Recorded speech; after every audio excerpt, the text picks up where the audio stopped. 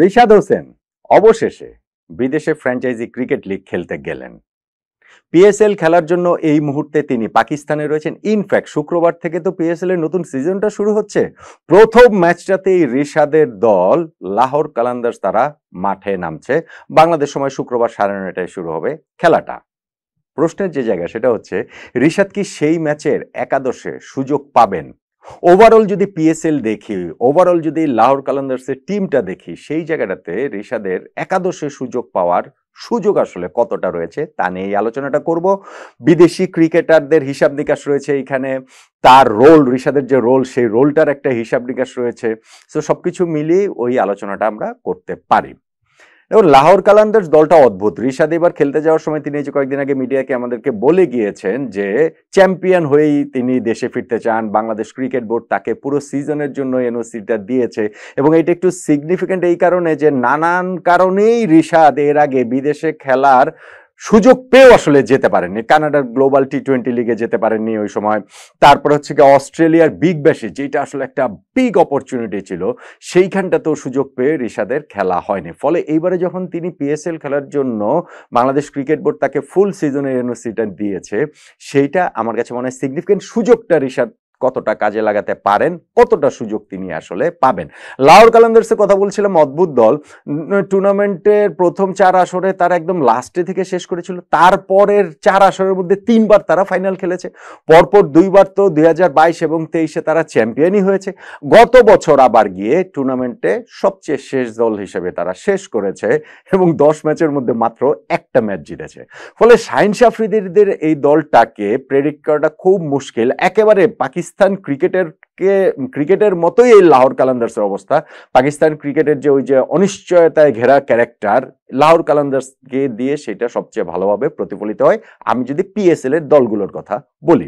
So এই দলটার সেই সম্ভাবনার জায়গাটা তো ডেফিনেটলি রয়েছে এবং আমাদের সেই তাদের সম্ভাবনার চেয়ে আমাদের রিশাদ আসলে খেলতে পারেন কিনা একাদশে, সেই জিনিসটা আমরা আসলে একটু বুঝে দেখতে চাই। একাদশে বিদেশি ক্রিকেটার যেমন 4 জন খেলানো যাবে। লাহোর কালান্দার্সের এখানে বিদেশি ক্রিকেটারদের বিভিন্ন রোলের ক্রিকেটার তো তাদেরই রয়েছেন। ধরুন এখানে উইকেট কিপার ব্যাটসম্যান হিসেবে তাদের কুশল পেরেরা, স্যাম বিলিংস তারা রয়েছেন এবং আপনি এখানে পেস বোলিং অলরাউন্ডার, মানে অলরাউন্ডার যারা ব্যাটিংটাও পারেন বোলিংটাও পারেন, এইরকম কিন্তু হচ্ছে গিয়ে তাদের ক্রিকেটার রয়েছে। ধরেন টম কারেন কিংবা ড্যারেল মিচেল কিংবা এখানে ডেভিড ভিসা, এই 3 জনের রোলটা মোরলেস একই টাইপের।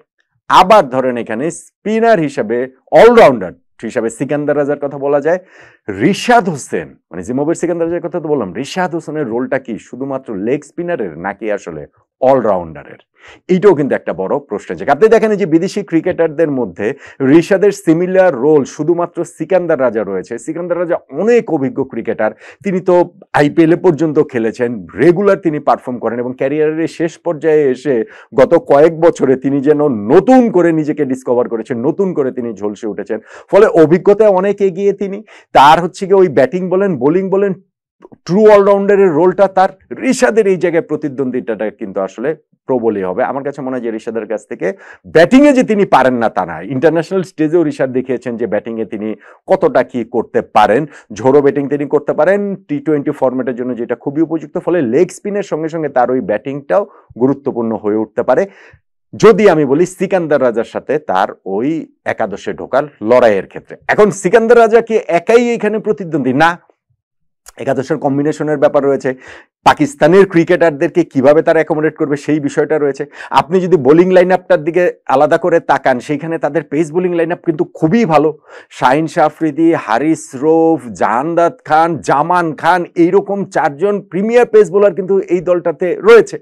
সঙ্গে আমি পেস বোলিং অলরাউন্ডারের কথা বললাম, বিদেশি আরো 3 জন রয়েছে। ফলে তাদের বোলিংটা কিন্তু পেসের অনেক বেশি হচ্ছে এখানে পেস বোলারদের অপশনসের জায়গাটা রয়েছে। স্পিনের অপশন কি অত বেশি রয়েছে? স্পিনে কিন্তু অত বেশি অপশন নেই। আপনি এইখানটাতে তাদের দলটাতে লাহোর কালান্দার্সে আমি বিদেশি ক্রিকেটারের কথা বললাম, আমাদের রিশাদ এবং জিম্বাবুয়ের সিকান্দার রাজা, সঙ্গে তাদের হচ্ছে গিয়ে ওই যে বাহাতি স্পিনার 2 জন রয়েছেন, একজন 18 বছর বয়সী, একজন 38 বছর বয়সী। ফলে 2 জনের কেউই কিন্তু ওই খুব যে তারা এই নির্ভর করার মতো, কামার এবং ওই যে আফ্রিদি, তারা হচ্ছে গিয়ে বিষয়টা, মানে স্পিনারদের কথা বলছিলাম, বিষয়টা সেরকম নয়। সো আমার মনে হয় যে রিশাদের একাদশে চান্স পাওয়ার সুযোগটা আসলে রয়েছে, অনেক বেশি রয়েছে। আমাদের পিএসএল এর অন্য দুই যে ক্রিকেটার, ধরুন লিটন দাস রয়েছেন, তিনিও তো পুরো সিজনটার জন্যই এনওসিটা পেয়েছেন। নাহিদ রানা এখনো যাননি, তিনি জিম্বাবুয়ের সঙ্গে প্রথম টেস্টের পর যাবেন।